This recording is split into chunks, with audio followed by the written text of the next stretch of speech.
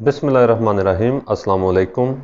आज का लेक्चर जो है वो क्लास 8 के लिए है, सब्जेक्ट मैथमेटिक्स, और सेट पे हम आज दूसरा लेक्चर दे रहे हैं। आज हमारा टॉपिक है operations on set. Operations on sets. Previous class में भी हमने सेट्स पे 3 ऑपरेशन पढ़े थे। वो कौन कौन से हैं? नंबर 1 यूनियन, नंबर 2 इंटरसेक्शन, और नंबर 3 था difference.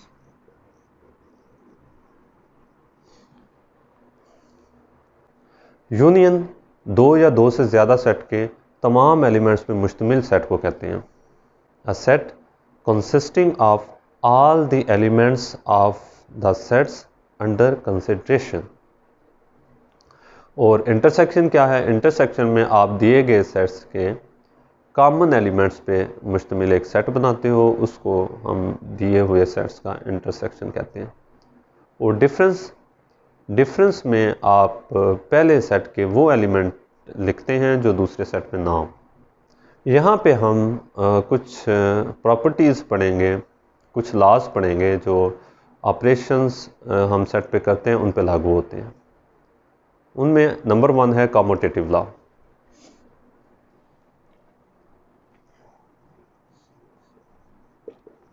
Commutative law commutative law दो ऑपरेशंस पे लागू होता है, यूनियन पे भी और इंटरसेक्शन पे भी, जबकि डिफरेंस पे कम्यूटेटिव लॉ लागू नहीं होता। इसको हम प्रूव करते हैं पहले यूनियन के लिहाज से। तो अगर हमारे पास दो दिए गए सेट हों ए और बी, तो कम्यूटेटिव लॉ को कैसे लिखा जाएगा? कम्यूटेटिव लॉ लिखा जाएगा A union B, B union A, union के लिहाज से। तो प्रूव कैसे करना है इसे? आप कोई से भी दो सेट ले लें, इसके एलिमेंट मैं ले रहा हूँ 1 2 और बी के एलिमेंट ले रहा हूँ 2 3, और हमें कहा जाता है कि commutative law with respect to union को वेरीफाई करें। तो क्या करना है आपके पास प्रूव करने के लिए? क्या है? टू प्रूव या टू वेरीफाई कि A union B is equal to B union A. तो यहाँ पे वो प्रोसीजर आप ऑलरेडी भी ऐसे क्वेश्चंस में कर चुके हुए हैं कि हम पहले लेफ़्ट हैंड साइड लेंगे। हमारी लेफ़्ट हैंड साइड क्या है? A union B. अब यहाँ पे आपने इनको इनके एलिमेंट्स की सूरत में लिखना है सेट्स को। यूनियन बी है हमारा सेट 2 3। अब इन एलिमेंट्स को इकट्ठा कर लेना है, और लेकिन इसमें याद रखने वाली बात है, जो कॉमन एलिमेंट्स होते हैं उनको आपने एक दफ़ा लिखना है। 1 2 और 3। ये आपका जो सेट बना, ये आपका लेफ्ट हैंड साइड आ गई, जिसमें आपने ए यूनियन बी लिया है। अब आप कहेंगे now right hand side. Right hand side क्या थी आपके पास? B union A. सिमिलरली आप सेट बी के एलिमेंट्स आप पहले लिखेंगे, सेट ए के एलिमेंट लिखेंगे, और जब आप इन्हें इकट्ठा करेंगे और तरतीब देके, तो आपके ये एलिमेंट भी 1 2 3 ही आएंगे। ये आपकी राइट हैंड साइड आ गई। ये आपका लेफ्ट हैंड साइड है, इसके एलिमेंट है 1 2 3, और ये आपकी राइट हैंड साइड है, इसके एलिमेंट भी हैं 1 2 3। तो यहाँ से क्या साबित हुआ? Hence, left hand side is equal to right hand side. So this implies that A union B is equal to B union A. तो ये आपका commutative law with respect to union prove हो चुका है। सिमिलरली आप commutative law with respect to intersection भी prove कर सकते हैं।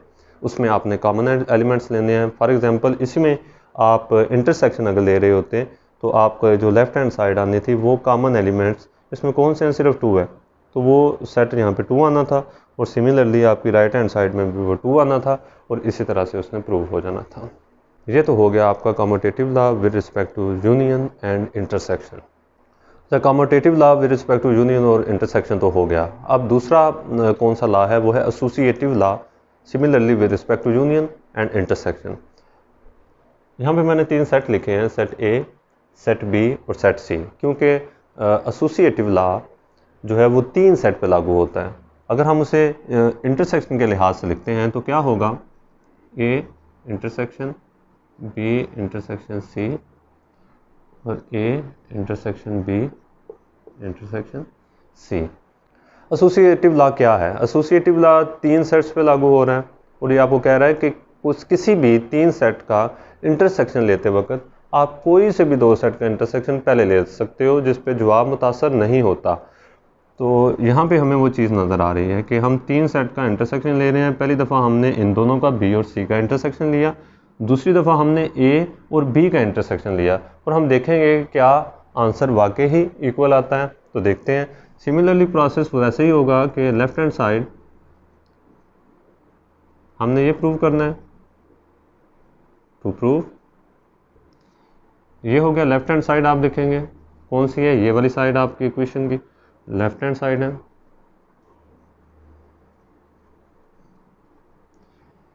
अब इनको आप सेट्स की सूरत में लिखें। सेट ए था आपके पास 1 और 2 इंटरसेक्शन, आपका सेट बी है 2 3 इंटरसेक्शन और सेट सी है 3 4।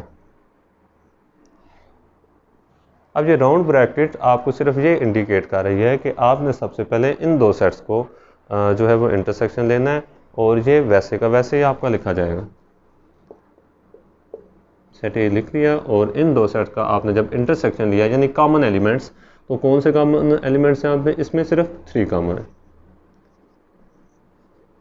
इसके अगले स्टेप में आप इन दोनों का जब इंटरसेक्शन लेते हैं तो देखते हैं कि इनमें कोई भी एलिमेंट कॉमन नहीं है, तो आपका जवाब क्या आएगा? Empty set. तो लेफ्ट हैंड साइड आपकी आ गई एम्प्टी सेट। अब आप now right hand side. Right hand side क्या थी आपकी? वो ये है ए इंटरसेक्शन बी और इंटरसेक्शन सी। सिमिलरली आप इसमें भी एलिमेंट्स की सूरत में लिखते हैं। सेट ए है 1 2 इंटरसेक्शन बी है 2 3 और सेट सी है आपका 3 2 3 और 4।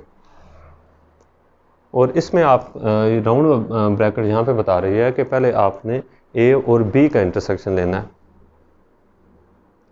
तो वो हमारे पास क्या आ रहा है? इनमें सिर्फ 2 कॉमन है और आखिर पे सेट सी आ जाएगा।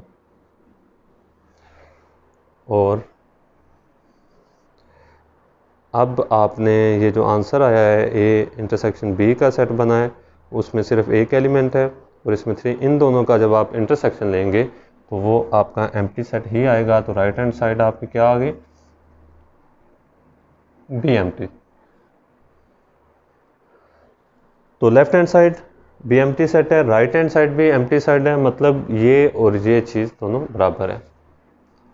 As left hand side is equal to right hand side, तो हेंस क्या हमें प्रूव हुआ कि A intersection B intersection C is equal to A intersection B intersection C. तो ये प्रूव हो चुका है। सिमिलरली आप इसी एसोसिएटिव लॉ को कोई से भी 3 सेट्स लेकर उनको यूनियन के लिहाज से भी प्रूव कर सकते हैं। तो ये था आपका associative law with respect to union and intersection. अब आप डिस्ट्रीब्यूटिव लॉ पढ़ेंगे। इसमें 2 ऑपरेशन एक साथ इन्वॉल्व होते हैं। तो क्या है डिस्ट्रीब्यूटिव लॉ? यहाँ पे मैंने लिखे हैं कि एक है distributive law of union over intersection. कोई से भी 3 सेट हों तो आप उसका distributive law of union over intersection को इस तरह लिखेंगे कि A union B intersection C is equal to A union B intersection A union C. Similarly दूसरा डिस्ट्रीब्यूटिव लॉ है कि A intersection B union C, यानी ये क्या है? Associative law of intersection over union. तो इसमें से एक को मैं प्रूव कर देता हूँ। सेट पहले ही लिखे हुए हैं तो हमें सेकंड वाले को प्रूव करते हैं। प्रोसेस वो उसी तरह ही होगा। लेफ्ट हैंड साइड आपने ली, वो है A intersection B union C. अब एलिमेंट्स की सूरत में लिखें, सेट ए के element intersection set B 2 3 union set C है आपका 3 4। अब आप पहले इन दो सेट्स का बी और सी का यूनियन लेंगे और उसके बाद इसका इंटरसेक्शन ए के साथ लेंगे। तो पहले हम यूनियन ले लेते हैं। तो क्या सेट बनता है 2 3 4। अब आप इन दोनों का इंटरसेक्शन लें और वो आपका आंसर होगा 2। तो ये आपकी लेफ्ट हैंड साइड आ गई। नाउ राइट हैंड साइड वो क्या है आपकी, वो है A intersection B union A intersection C. आप एलिमेंट्स की सूरत में लिखें, set A 1 2 intersection set B है आपका 2 3 यूनियन सेट ए लिखेंगे आप, वो है 1 2 और इंटरसेक्शन सी है आपका 3 4। अब आप इन दोनों का इंटरसेक्शन पहले लेंगे। यहाँ पे आपका सेट जो बनेगा वो 2 आएगा उसमें एलिमेंट, और यहाँ पे आप जो लेंगे उसमें एलिमेंट कोई भी नहीं आता, एम्प्टी सेट आता है, कोई भी कॉमन एलिमेंट नहीं है। तो क्या आपका आंसर बना कि राइट हैंड साइड आपके पास आई 2 यूनियन एम्प्टी सेट। अब इन दोनों का आप यूनियन लेंगे तो right hand side is equal to 2। तो हम देख सकते हैं कि left hand side 2 right hand side 2, तो left hand side is equal to right hand side, hence prove हो गया हमारे पास डिस्ट्रीब्यूटिव लॉ कि A intersection B union C is equal to A intersection B union A intersection C. ये था आपका distributive law of union over intersection and of intersection over union. अच्छा, अब आप के यूनियन की सबसे इंपॉर्टेंट चीज़ डिमॉर्गन लॉ। तो डिमॉर्गन लॉ क्या है, यहाँ पे मैंने 3 सेट वही लिखे हुए हैं, एक इजाफी सेट मैंने ऐड किया यू जिसे मैंने लिखा है कि वो है 1 2 3 4 5। ये आपने पढ़ा हुआ है कि you for universal set. Universal set क्या होता है कि ऐसा सेट जिसमें आपके जो सेट अंडर कंसिडरेशन होते हैं उन सब के एलिमेंट्स इसमें मौजूद होने चाहिए। यानी जिन भी सेट्स के साथ आप डील कर रहे हों उन तमाम के तमाम एलिमेंट्स इस सेट में होने चाहिए, तब इसको आप उन सेट्स का यूनिवर्सल सेट कहेंगे। तो आप देख सकते हैं कि सेट ए में 1 2 है, 2 3 है, 3 4 है, वो सारे एलिमेंट इसमें मौजूद हैं। अजाफी हों तो कोई मसला नहीं, कम से कम जो सेट आपके अंडर कंसिडरेशन हैं उनके तमाम एलिमेंट्स इसमें होने चाहिए। तो यहाँ पे मैंने डिमॉर्गन्स लॉ लिखे हैं। 2 कवानीन है ये डिमॉर्गन के। पहला कानून क्या है कि A union B whole complement is equal to A complement intersection B complement. और नंबर 2 है A intersection B whole complement is equal to A complement union B complement. What is complement? Complement क्या है? Complement ये है कि let's say A complement, तो ये बराबर होता है यू माइनस ए। क्या आप उस यूनिवर्सल सेट में से दिए गए सेट को अगर सब्ट्रैक्ट कर देते हैं, तफरीक कर देते हैं, तो उसका कंप्लीमेंट बन जाता है। Similarly B complement U minus B. De Morgan का पहला कानून मैं यहाँ पे आपको प्रूव करके दे रहा हूँ। वो क्या है जी? A union B whole complement is equal to A complement intersection B complement. तो प्रोसेस उसी तरह से करते हैं कि लेफ्ट हैंड साइड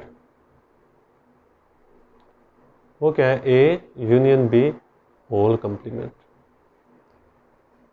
अगर कंप्लीमेंट को मैं इसकी दूसरी फॉर्म में लिखूं तो वो क्या होगा? A U minus A union B. कि यू में से आपने ए यूनियन बी को सब्ट्रैक्ट करना है, उसका डिफरेंस लेना है।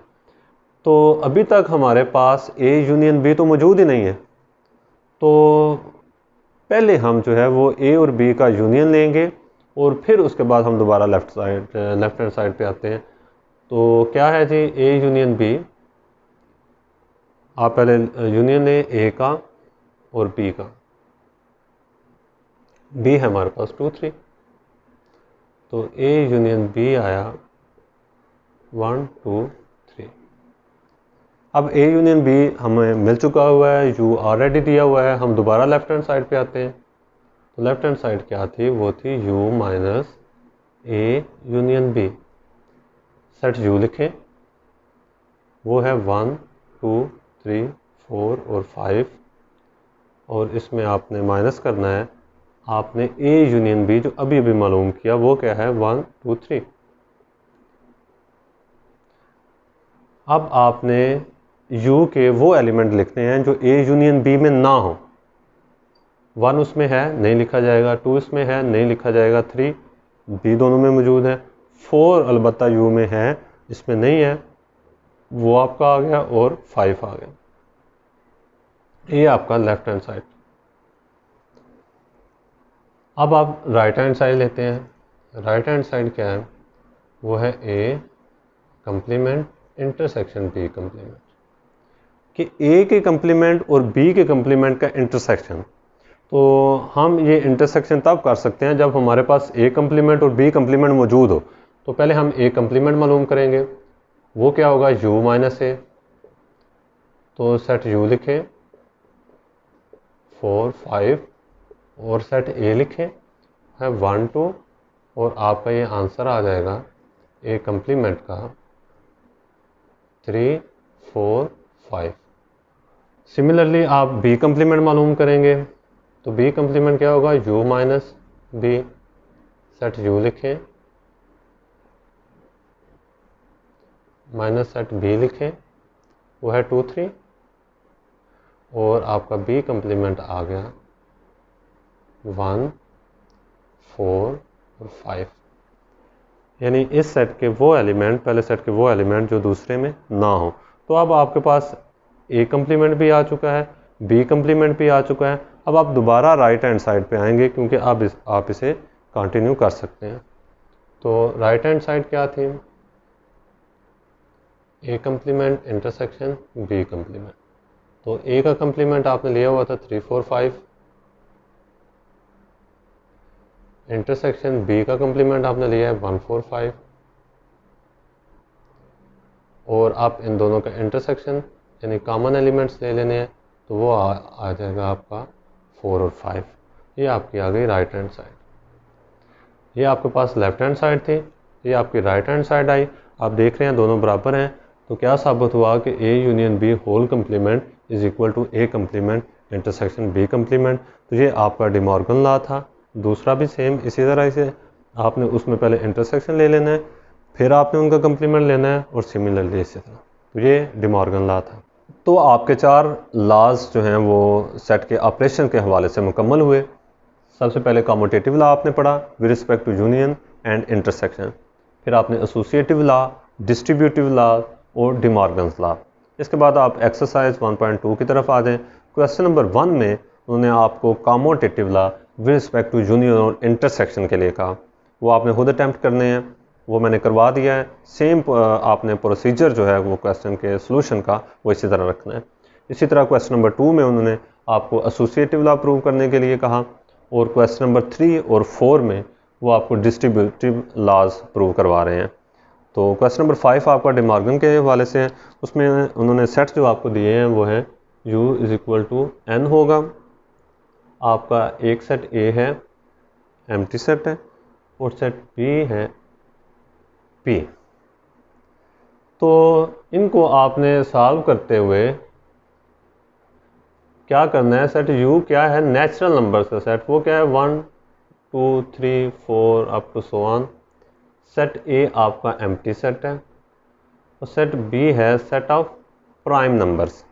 प्राइम नंबर कौन से हैं, वो नंबर जिनके सिर्फ और सिर्फ ओनली एंड ओनली 2 फैक्टर्स हों, 2 आद हों। वो कौन से हैं, 2 3 5 7 अप टू सो ऑन। तो इन पे आपने डिमॉर्गन्स लॉ जो दोनों हैं वो आपने प्रूव करने हैं। सेट मैंने लिख दिए। तो ये एक्सरसाइज आपने खुद अटैम्प्ट करनी है। अगर इसमें कोई प्रॉब्लम पेश आती है तो आप उसी तरह व्हाट्सएप ग्रुप में उसको पूछ सकते हैं, वो आपको हल कर दिया जाएगा। आप जल्द अज जल्द आप ये होमवर्क कंप्लीट करके मुझे सेंड करेंगे। बहुत शुक्रिया, अपना बहुत सारा ख्याल रखिएगा। खुदा हाफिज़।